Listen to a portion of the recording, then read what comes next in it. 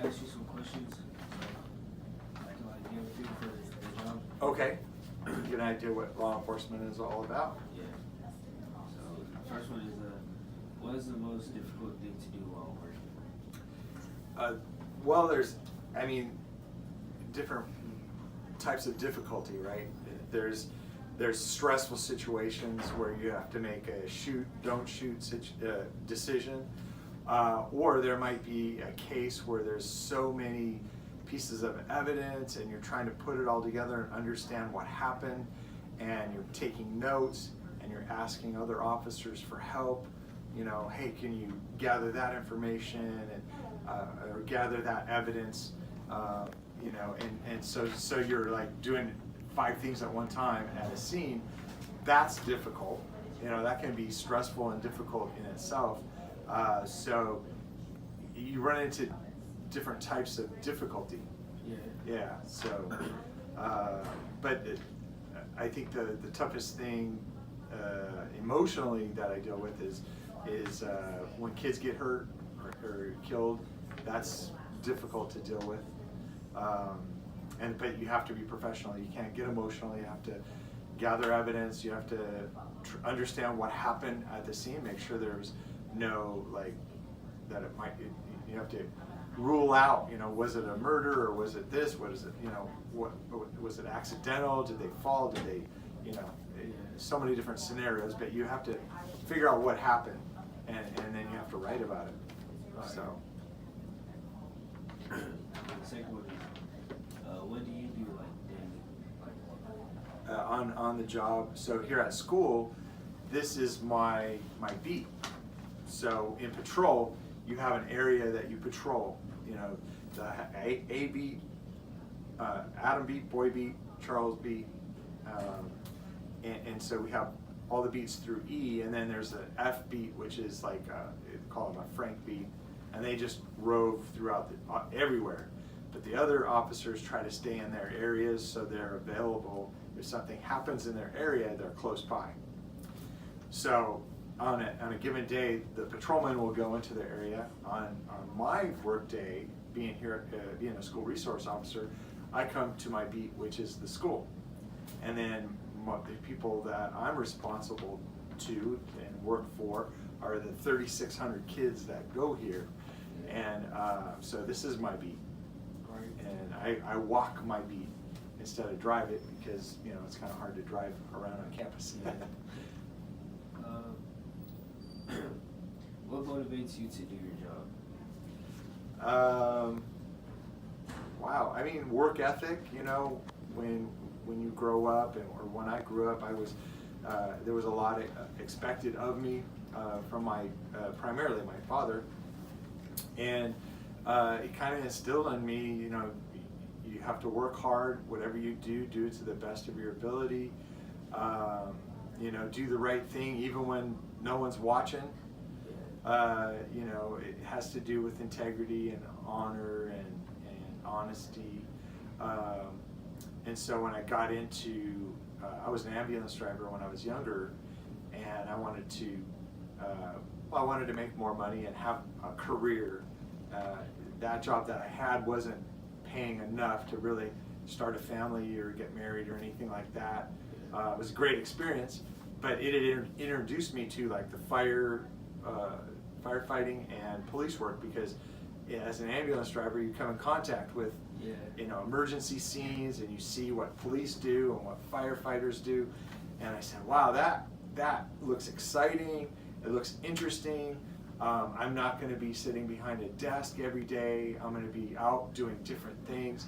And the one thing I didn't really realize is all of the paperwork, how important it is to be able to write and communicate. That is super important in this line of work.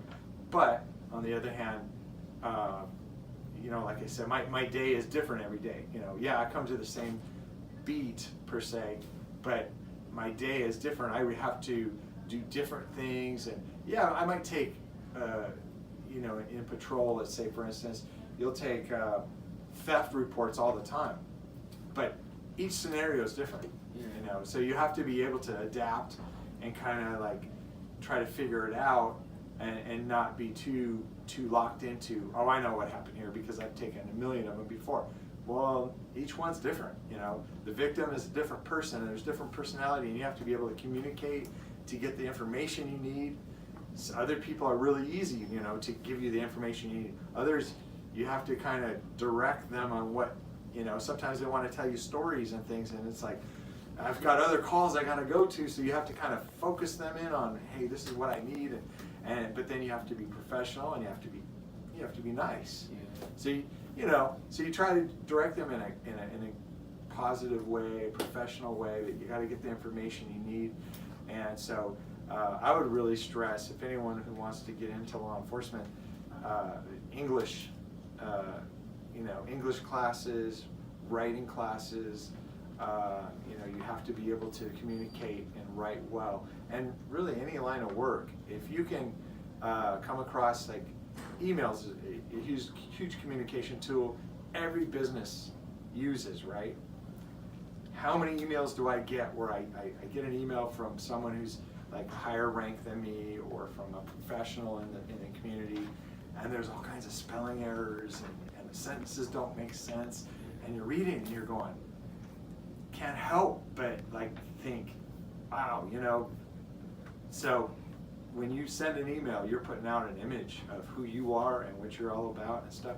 When I write a report and I go to court and the DA reads it and the defense reads it, and then parts of my report are read in court, it's embarrassing if you have a spelling error or you don't use the correct grammar. I mean, it's not good.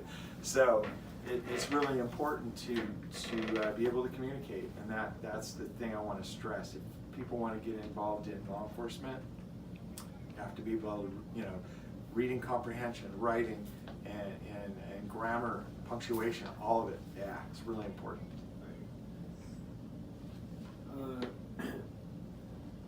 What is the most rewarding part of your job?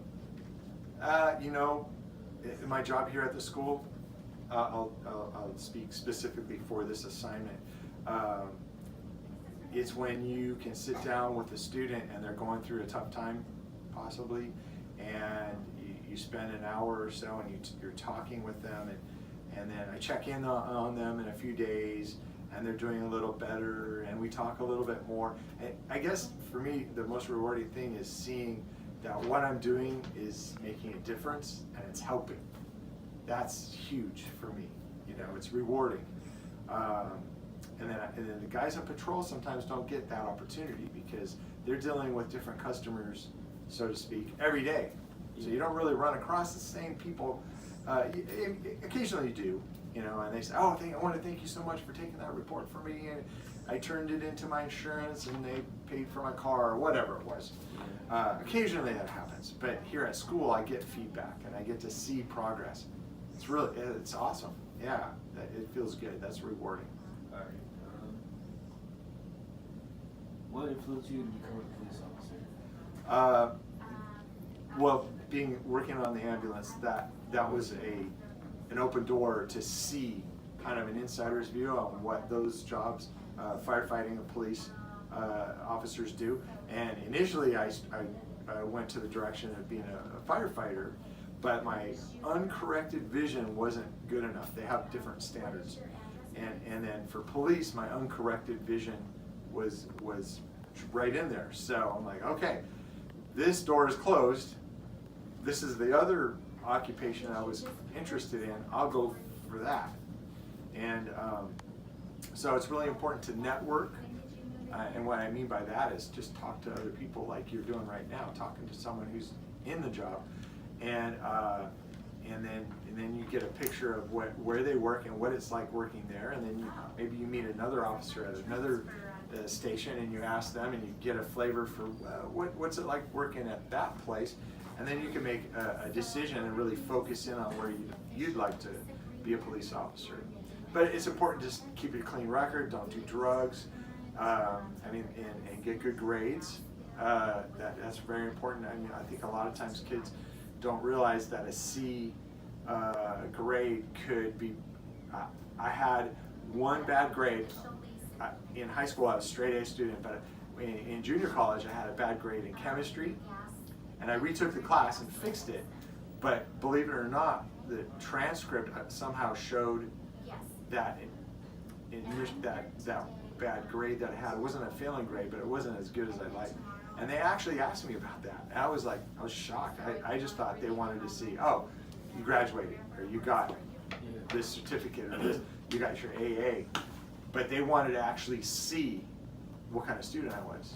I was like, wow.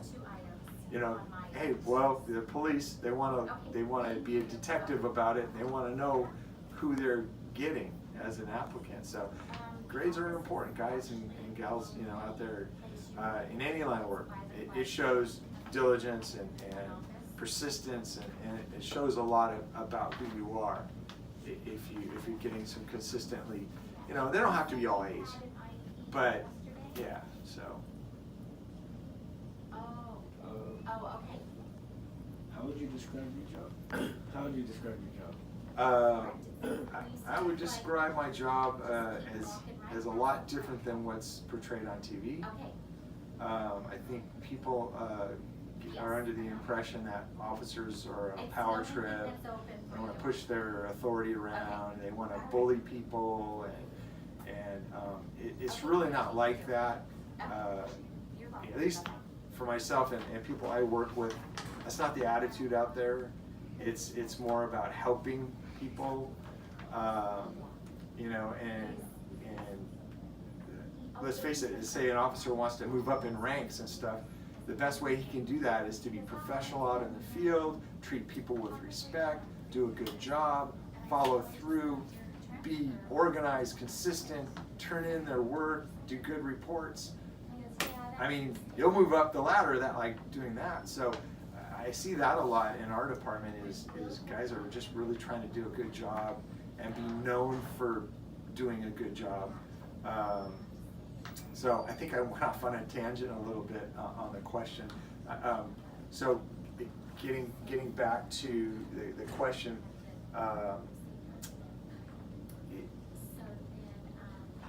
yeah, what is it like? It was the question, what is it like being a police officer? How would you describe your job? Describing the job, yeah. Well, you know, sorry I got off on a tangent there. I would describe the job as challenging at times, you know, stressful in that you know that a lot of people depend on you, sometimes for life and death kind of situations. There's people who are frustrated who call for your help. There's people who are angry who call for your help. People who are scared and they call for your help. So when you get on the scene, you just don't know what to expect until you start getting into it and start talking to the person who called for your help. Or you're just driving along and you're going to a call, and all of a sudden you see an accident, or you see someone runs off from the curb and they're waving their arms like some type of emergency is happening. I mean, you never know what's going to happen, so you have to really be adapt. You have to adapt and overcome and be flexible. Yeah, and just react to situations. Sometimes, like I said, you'll be on your way to a call, and you'll have to stop someone because they're like all over the road, bouncing off the curb. It's like, whoa, so what's going on here? Oh, drunk driver, or someone has a diabetic situation where they're acting like a drunk driver, but it's actually a medical emergency. So you have to figure out, oh no, they're not drunk, even though they're acting like it. I don't smell the alcohol. You know, I see a bracelet, you know, a diabetic identification bracelet. So you call for the medics, and so I guess your day can take turns, and you just have to go with it and do the best you can as you're flowing. Yeah, as the day goes on. How long did it take for you to become a police officer? It can take the process can take a year, but not many people get hired by the first place they apply to. It's a learning process, and you can get a lot of information online on how to test, how to do the oral interview, how to do the written test, you know, what to wear, how to present yourself, your resume, you know, all these things are really important. And So I tested it at a few different places, and one of the things I did that worked well for me is, say after the oral interview, I might feel good about the interview, but you know, when they say, okay, thank you very much, and then they walk you out, I would always ask that guy, I go, hey, can you give me any feedback? You know, is there anything that I need to work on? I mean, one guy even said, yeah, your hair is a little long, and I'm thinking, oh my gosh, it's like super short. They want it shorter. Okay, got it. Military cut, bam, all right. And just little tips like that, you know, to take any information you can, because these guys on the oral board, they're kind of in charge of you know, your rating and how you did on that thing, and it's all about image and about how to present yourself. So how do you get good at that? It's by taking oral interviews or talking to someone who's in the job and have them do practice questions with you, you know, and that way you can get good at presenting and bringing out who you are. I'm not saying being fake, because they can see through that. The people on the board are cops who've been cops for 25 years, maybe a chief or a captain, someone from HR from the city will be there. You're not going to fool them. You know, if you've got, you know, a script you've memorized, that's a bunch of things you made up. You got to bring out who you are, but in a professional way, right? So it's about presentation and you know in your head what you want them to know. You know, it's like I want them to know I'm trustworthy and I'm honest and I'll do a good job for them. I'm a hard worker, but how do you present that, right? So that's where that practice comes in. At what age did you know like that you looked like that? At what age did you like what? Oh, sorry. At what age? How did you know you wanted to do this career? At what age? So when I was 22-ish, I had worked in the ambulance for a number of years, like 4 years, and you know I was getting a lot of pressure from my parents, like, what are you going to do? You need a career, you know, like a lot of parents do, right?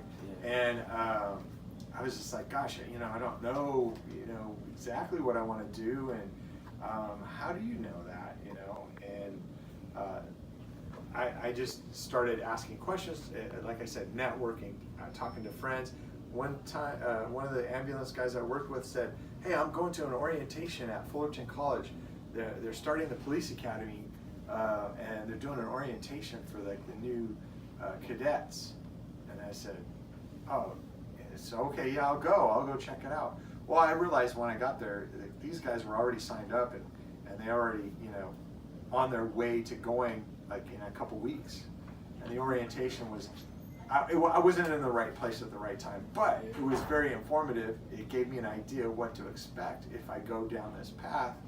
And then from there, I started asking questions. I started, you know, I'd be on a call, a paramedic call or whatever, and the police would show up and do their thing, and then I would hit them up and say, hey, how do you get hired? You know, what do you do? And back then, I mean, you don't pop on the internet back in '89 and say, get all the information you need.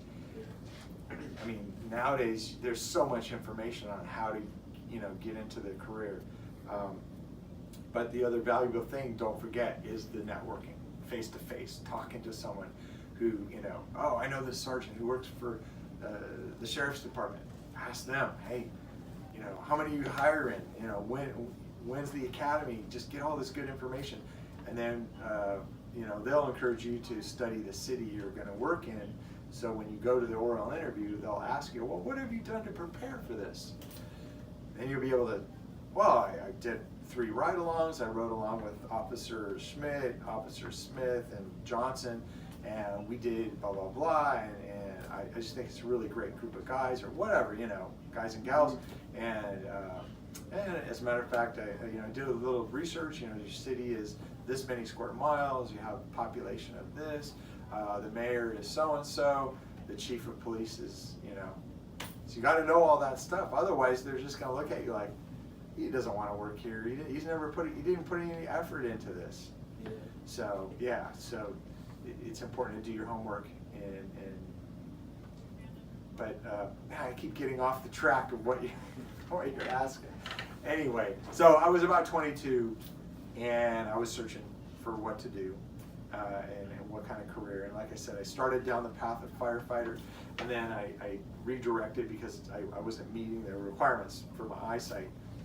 And at the time, they wouldn't accept any kind of surgery to improve your eyesight.